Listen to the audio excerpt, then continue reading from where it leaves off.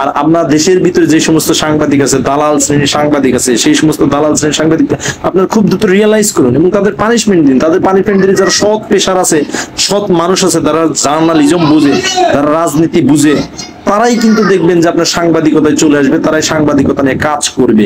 এটা যদি আপনারা না করতে পারেন তাহলে আপনারাও কিন্তু জনবিচ্ছিন্ন হবে।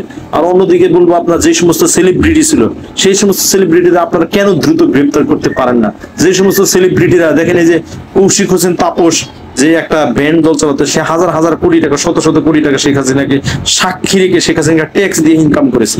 এই যে সাকিব খান নায়ক, উনি তো অনেক বিজ্ঞাপন চিত্রে অভিনয় করেছে, আওয়ামী লীগের পক্ষে ভোট চেয়েছে, বাংলাদেশের পক্ষে ভোট চেয়েছে, ফেরদৌস এরা ভোট চেয়েছে, রিয়াজ ভোট চেয়েছে, তারপরে মমতাজ, তারানা হালিম, তারপরে আপনার এই যে সুবর্ণ মোস্তফা, তারিন, তারপরে আপনার সুমি কায়সার, এই যে এই সমস্ত, এই যে শামীমা তুষ্টি, সিদ্দিক, এই যে মাশরাফি, সাকিব আল হাসান, তারপরে আপনার নাইমুর রহমান দুর্জয়, এই সমস্ত মানুষদের কেন গ্রেপ্তার করেন? এরা তো সেলিব্রিটি, এরা তো ভালো মতো শেখ হাসিনাকে লেজিটিমেসি করেছিল, শেখ হাসিনার পক্ষে সারা বাংলায় জনজাগরণ সৃষ্টি করেছিল। যে পূর্ণিমা চট্টগ্রাম অঞ্চলে গিয়ে সে বিভিন্ন সমাবেশে সে বক্তব্য দেওয়ার চেষ্টা করতে, মানুষকে মনোরঞ্জন করার চেষ্টা করেছে, মানুষকে আওয়ামী লীগের পক্ষে সাফাই করার চেষ্টা করেছে। ভোট যে হচ্ছে, এটা আমাদের চাইতে যেভাবে ভোট হচ্ছে, দিনের রাতের ভোট, দিনের ভোট রাতে হচ্ছে, এটা কি তারা জানে না? তারা আমাদের চাইতে সিরিয়াসলি জানতো। তারা তো সেলিব্রিটি, তারা তো কত বড় বড় নেতার মানে দেহরক্ষী হয়েছিল। এই যে নিপুণ রাতের সুখ মিটাতো যে সমস্ত আওয়ামী লীগের, যুবলীগের নেতাদের, আপনার তারা কি এই জিনিসগুলো বুঝতো না? তারা বুঝতো, বোঝার পরে তারা গিয়েছিল। আপনার তাদের কেন গ্রেপ্তার করতে পারেন না? তাদের বিরুদ্ধে কেন রেড অ্যালার্ট চালু করতে পারেন না? এই সমস্ত সেলিব্রিটি, এই যে দেখেন আপনারা, যে এই যে নিপুণের কথা বললাম, শামীমা তুষ্টির কথা বললাম, তারপরে এই যে আর শিরিন শিলা, এই সমস্ত নায়িকাদের যুবলীগের নেতারা মানে বিদেশে নিয়ে ফুর্তি করতো, তাদের সাথে সেক্স করতো, তাদের সাথে অবৈধ কাজকর্ম করতো।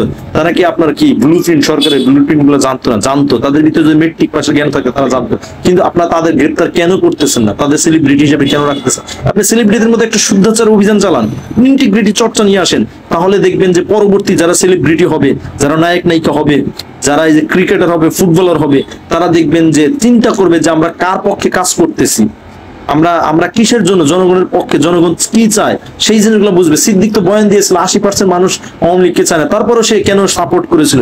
এই জিনিসগুলো আপনারা রিসার্চ করেন না।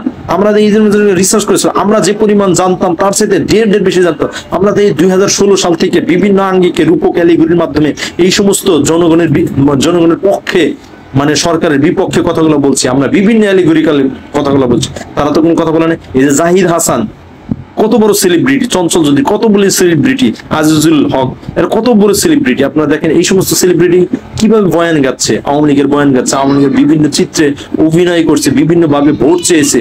এই যে পপি বিভিন্ন ভাবে ভোট চেয়েছে, আপনি এদের কেন ধরতেছেন না? এদের কেন গ্রেপ্তার করেন? এদের গ্রেপ্তার না করলে মানুষ আপনাদের সাথে থাকবে না, আপনারা জনবিচ্ছিন্ন হয়ে যাবেন। সুতরাং উপদেষ্টাদের উচিত কোনোভাবেই শেখ মুজিবের ছবি আপনার পিছনে না রাখা। যদি আপনার সংবিধানের দোহাই দেওয়ার পিছনে রাখেন, সেটা আমরা ভালো বুঝি, আমরা লেখাপড়া করেছি, আমরা এই জিনিসগুলো বুঝি। সংবিধানের দোহাই দেখে আপনারা ক্ষমতায় আপনাদের কি ক্ষমতায়ন হয়েছে? সুতরাং আপনারা কেন সংবিধানের দোহাই দিবেন?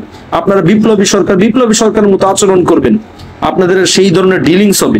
আপনার সেলিব্রিটিদের সাথে যেই ধরনের কথাবার্তা বলবেন, সেই সমস্ত জিনিসগুলো তাদের মধ্যে আসবেন। আপনারা যদি মনে করেন যে না, আমরা একটা সংস্কার সৃষ্টি করব, এদের দ্বারাই সংস্কার সৃষ্টি করবো, এটা তো হবে না। কারণ তারা হাজার কোটি টাকা অলরেডি লোপাট করেছে। সেই টাকাগুলোকে তারা সেভ করার জন্য আপনি যত ভাবেই, যত নীতি, ইন্টিগ্রিটি চর্চাই বলেন, অনেস্টি চর্চা বলেন, তারা তো করবে না। কি কারণ? তারা এক্সপোজড হয়ে যাবে, তাদের টাকা পয়সা বের হয়ে যাবে। তারা দেশ এবং দেশের বাইরে যে সমস্ত টাকাগুলা লোপাট করেছে, সেই সমস্ত টাকাগুলোর কথা আসবে, জনসম্মুখে চলে আসলে তারা কি এক্সপোজড হয়ে যাবে, তারা ধরা পড়বে না। তাহলে কিভাবে তারা এই কাজগুলোকে করবে? সেই সমস্ত আপনাদের মন্ত্রী পরিষদ সচিব যারা ছিল, তত্ত্বাবধায়ক সরকারের সময় যারা ছিল, 11 সরকারের মধ্যে যারা ছিল তাদের আপনারা এখন কেন পদায়ন করতে হবে? আপনার যদি সেনাবাহিনীর উপরে ভর দিয়ে যদি সরকার চালানোর চেষ্টা করেন, পুলিশের উপর ভর দিয়ে যদি সরকার চালান, তাহলে তো আপনারা জনবিচ্ছিন্ন হয়ে যাবেন। এটা 1 দিন পরে, 5 দিন পরে, 1 মাস পরে, বা 10 বছর পরে, 5 বছর পরে এটা তো ঘটবে, 100% ঘটবে। আপনি দেখেন না, বিএনপি যদি আজকে ডিক্লারেশন দেয় যে রাজপথে আমরা নামলাম, আপনারা কি ক্ষমতায় থাকতে পারবেন? আপনারা হিসাব করে দেখছেন? কিন্তু বিএনপি কেন করতেছে না? বিএনপি চাচ্ছে একটা সংস্কার হোক, ধীরে ধীরে হলে একটা সংস্কার আসলে, যে সংস্কারের মাধ্যমে একটা দেশ সিস্টেম যেন পায়, আমরা যেন তরুণ প্রজন্মের সাথে থাকতে পারি। বিএনপি তো খুব ভালো করে জানেন, তরুণ প্রজন্ম যতই বিভিন্ন এলাকায় যাক, জনমত গঠন করুক, বিএনপির যে বৃত্তি আছে, সেই বৃত্তির কাছে কি এরা ধারের কাছে থাকতে পারবে আপনার মনে হয়? আমাদের জনগণের মধ্যে কি ওই সচেতনতা সৃষ্টি হয়েছে? জনগণ আজ 500 টাকা দিলে কারে ভোট দিবে? আপনার বিএনপির প্রতিটি নেতা হাজার হাজার কোটি টাকার মালিক ছিল, এখনো আছে। তারা তো নির্বাচনে যেভাবে হোক যদি আসে তারা তো ইলেক্টেড হবে। আপনি যত সিলেকশনে কেন আটকান, দেখবেন যে তারাই চলে আসবে। সুতরাং আপনারা যদি ছাত্র জনতার সত্যিকারের সরকার গঠন করতে চান, তাহলে আপনাদের এই বিষয়গুলো, যে সেলিব্রিটি ক্রিকেটার এই সমস্ত মানুষগুলোকে গ্রেপ্তার করে মিডিয়ার মাধ্যমে এটা দেখাতে হবে। আপনারা মব জাস্টিস করে কিছু করতে পারেন না। মব জাস্টিসের শিকার কেন হন? আপনারা যখন কথা বলেন ছাত্রদের কথা বলেন, ছাত্র জনতা আমরা কি ছাত্রের মধ্যে আছি এখন? আমরা কেন আন্দোলনে গিয়েছিলাম? আমরা একটা সংস্কার চাই। আমরা এই দেশের মধ্যে যারা মানে বিভিন্ন ব্যবসা বাণিজ্য করতেছে, তারা যে সমস্ত টাকা উপার্জন করছে, সেই সমস্ত টাকা পয়সা উপার্জন করে যেন আমরা সুন্দর সুস্থির ভাবে দেখভাল করতে পারি, আমাদের পরিবারকে দেখভাল করতে পারি, আমরা সৎভাবে চলতে পারি। সেই জন্যই তো আমরা রাজপথে গিয়েছিলাম। আপনার ছাত্র জনতার কথা, ছাত্রদের কথা সবসময় বলে, ছাত্র জনতার কথা কেন বলেন? আপনারা কিভাবে বিচ্ছিন্ন হচ্ছেন? এই জিনিসগুলো কেন আপনাদের মাথার মধ্যে আসে না? কত বড় বড় সেলিব্রিটিদের কথা আমরা কতবার বললাম, সেই সমস্ত সেলিব্রিটি নিয়ে আপনারা কথা বলেন না। সেই সমস্ত সেলিব্রিটি কেন আপনারা আটকানোর চিন্তা করতেছেন না? এই কথাগুলো আমাদের ভিতর থেকে আসতেছে, এটা কোনো স্ক্রিপ্ট করা না। শেখ হাসিনা যেভাবে বয়ান দিতেছে, আপনারা সরাসরি শেখ হাসিনাকে বলেন না যে ভারত সরকারকে বলে দেন তাদের ফেরত দেন, তাইলে তো একটা চাপে পড়ে যাবে। শেখ হাসিনা ফেরত দিতে পারবে না, শেখ হাসিনা পালাতে আরো বাধ্য করবে। আপনারা এই জিনিসগুলো কেন করতেছেন? এখনো ডিপ্লোমেসি কেন এই জিনিসগুলো খেলা করতে পারতেছেন না? এই জিনিসগুলো খুব সিরিয়াসলি করা দরকার, ওয়ার্ক করা দরকার। এই ওয়ার্ক যদি না করতে পারেন, তাহলে আপনারা কি ক্ষমতাতে কি করবেন? আপনারা কি সুখে শান্তিতে ঘুমাবেন এবং টাকা পয়সা নিবেন, সেই চিন্তা ভাবনায় আছেন? এই চিন্তা ভাবনা তো শেখ হাসিনাও করেছিল। শেখ হাসিনা যেভাবে সাজিয়েছিল, এভাবে কি আপনারা সাজাতে পারবেন? আরো 16 বছর না, আরো 16 আপনার 160 বছর লাগবে। তারপর আপনি শেখ হাসিনার মতো মাস্টার প্ল্যান করতে পারবেন না, শেখ হাসিনার মতো কুচক্রী হতে পারবেন না আপনারা। শেখ হাসিনা যেভাবে হাজার হাজার লাশ ফেলে এখনো বলে যে আমি লাশ ফেলিনি, আমি ওই সমস্ত গুলি করার অর্ডার দিইনি, তাদের যে ডিজিএফআই, তাদের যে সেনাবাহিনীর যে কিছু সদস্য ছিল তাদের পক্ষে কাজ, সেই সমস্ত জিনিসগুলো এখনো মিডিয়াতে আসে নাই। এই যে সেনাবাহিনী 650 জনকে আটক করেছে, মানে হেফাজত করেছে, সেই 650 জনের মধ্যে কি মামলা নাই? সেই মামলাগুলো কেন আটক করবে না? আর এই মাশরাফি, সাকিব আল হাসানের কি অবদান, এগুলো আমরা বুঝি না? আমাদের মাথা কি এতই ছোট? আমরা সাংবাদিকতা চর্চা করি না? আমরা রিপোর্ট চর্চা করি না? আমরা কি বইপত্র পড়ি না? আমরা কি জানি না যে তাদের কি এই সমাজের কি ভূমিকা? তাদের গ্রেপ্তার করলে কি হবে? তাদের আটক করলে কি হবে? তাদের আটক করলে মানুষের মধ্যে মোরালিটি আরো গেইন হবে। যেই মোরালিটির কারণে পরবর্তীতে আরো যোগ্য নেতা তৈরি আসবে। আপনি এটা হিসাব করেন? আপনাদের উপদেষ্টারা কেন হিসাব করেন না? আপনারা এই সাময়িক চিন্তা করেন যে সাকিব যদি, মাশরাফিকে যদি এখন গ্রেপ্তার করি, আমাদের ছাত্র কিছুটা হলে খেপে যাবে। আরে ভাই, ছাত্র গ্রুপে তাতে কি? জনতা যাদের টাকা হাজার হাজার কোটি টাকা চুরি করেছে, তাদের তো অধিকার রক্ষা করবেন না আপনি? তাদের অধিকার রক্ষা না করলে আপনারা থাকতে পারবেন ক্ষমতায়? কোনোভাবে থাকতে পারবেন না। ক্ষমতায় যদি না থাকতে পারেন, তাহলে আপনারা এই সমস্ত ছাত্রদের বয়ান দিয়ে কি হবে? ছাত্র জনতার যে বিপ্লব হয়েছিল, সেই বিপ্লব নিয়ে কাজ করেন। এখনো তো আপনারা বাজার স্থিতিশীল করতে পারতেছেন না, নিয়োগ প্রক্রিয়া স্বচ্ছ করতে পারতেন না।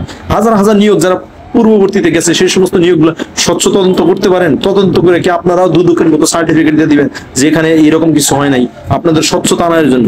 এই জিনিসগুলো নিয়ে আপনারা কাজ করেন। আমরা খুব ভালো মতো বুঝি এই দেশের সংস্কার, আমরা খুব ভালো মতো বুঝি এই দেশের করাপশন, আমরা খুব ভালো মতো বুঝি। 18 লক্ষ কোটি টাকা যে মানে আপনার ঋণ, এটা আমরা খুব ভালো মতো বুঝি। 5 থেকে 7 লাখ টাকা যে খেলাপি ঋণ, এগুলো আমরা খুব ভালো মতো বুঝি। 11 লক্ষ কোটি টাকা যে পাচার হয়েছে, এগুলো আমরা খুব ভালো মতো বুঝি। আমাদের রিজার্ভের যে কি পরিমাণ মাত্রা আছে, সেগুলো আমরা খুব ভালো মতো বুঝি। বাজার অস্থিতিশীল কি রকম আছে আমরা খুব ভালো বুঝি। পুলিশের মধ্যে এসআই যারা, তারা কোটি কোটি টাকার মালিক হয়েছে, এটা কিভাবে হয়েছে এটা আমরা খুব ভালো জানি।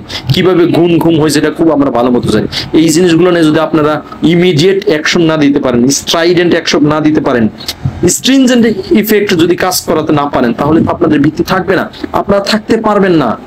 আপনারা যতই দেখবেন প্রশাসনের অনেক বড় বড় কর্তা ব্যক্তিদের, আপনার প্রশাসন সেটা আপনার ছাত্র জনতার বিপ্লবের কাছে, উত্থানের কাছে এই সমস্ত মানুষ নস্যি। এই জিনিসগুলো আপনারা স্বীকার করেন।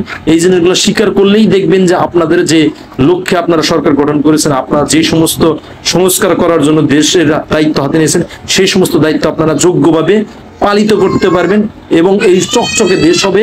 এই দেশের দেখবেন যে ছাত্র জনতা আপনাদের আরো ন্যায় ভিত্তিক সমাজ গঠন করতে সহযোগিতা করবে। আদারওয়াইজ আপনারা কিন্তু বিফলে যাবেন, আপনারা কিন্তু পড়ে যাবেন। আমি যে কথাগুলো বললাম, খুব সিরিয়াসলি কথাগুলো বলছি, এই কথাগুলো আপনারা সিরিয়াসলি আমল করেন। আপনারা সব ধর্ম, সব শ্রেণীর মানুষদের যে সাপোর্ট নিয়ে বসেছেন, সেই জিনিসগুলো বারবার কথা বলেন এবং বারবার তাদেরকে তাদের অ্যাসিস্ট্যান্সে ঝাঁপিয়ে পড়েন। তবেই দেখবেন আপনাদের সরকার টেকসই হবে এবং আপনারা যে লক্ষ্যে কাজ করতেছিলেন সেই লক্ষ্য বাস্তবায়ন হবে। এটা যদি করতে পারেন, তাহলে দেখবেন আপনাদের সরকার টেকসই হবে এবং ছাত্র জনতা যেভাবে বিভিন্ন জেলায় সমাবেশ করতেছে, তারা করতে পারবে। আমরা প্রয়োজনে আবার রক্ত দেব, আমরা রাজপথে থাকবো, রাজপথে দিয়ে তাদের আমরা সমাবেশ করতে দেব, তাদের মাধ্যমে নেতৃত্ব গড়ে তুলবো। ভিপি নূরের আপনি সারা বাংলাদেশে কেন চলতে দেন না? ভিপি নূর তো যথেষ্ট ভালো ইমেজের মানুষ। আন্দালিব রহমান মানুষকে কেন সরকারের কাছাকাছি রাখেন না? এই সমস্ত মানুষগুলো সরকারের কাছাকাছি রাখলে আপনাদের যেমন লেজিটিমেসি বাড়বে, এবং আপনারা যেভাবে মানে সরকার মানে পরিচালনা করতে চান, সরকারের মধ্যে ট্রান্সপারেন্সি আনতে চান, দেখবেন চলে আসবে। আপনারা যদি আওয়ামী লীগের সেই হেমরাজ চামড়া ডিসিএসপি ম্যাজিস্ট্রেট দিয়ে যদি চালাতে চেষ্টা করেন, তাহলে দেখবেন আপনাদের তো এই আপনাদের যে শেষ পরিণতি তো দেখবেন শেখ হাসিনার মতোই হবে। আপনাদেরও বিরুদ্ধে দেখবেন যে অ্যাকশন শুরু হবে। সুতরাং আপনারা খুব সিরিয়াস দেখেন, এই সমস্ত ভিডিওগুলো আপনারা যদি না বোঝার চেষ্টা করেন তাহলে সরাসরি যোগাযোগ করেন। এবং যারা সত্যিকারের ফকিন্নি থাকতে চায় কিন্তু জনগণের পক্ষে কাজ করতেছে, এই সমস্ত ফকিন্নিদের আপনারা ডেকে নেন। এই যে ফরহাদ মাজারের মতো মানুষ, কত বড় সেলিব্রিটি, কত বড় মানুষ, তাদের কেন আপনারা ডাকতেছেন না? তাদের নিয়ে আসেন, নিয়ে আসলে এখানে দেখবেন আপনারা আরো টেকসই হতে পারবেন বলে আমি বিশ্বাস করি। ধন্যবাদ সকলকে।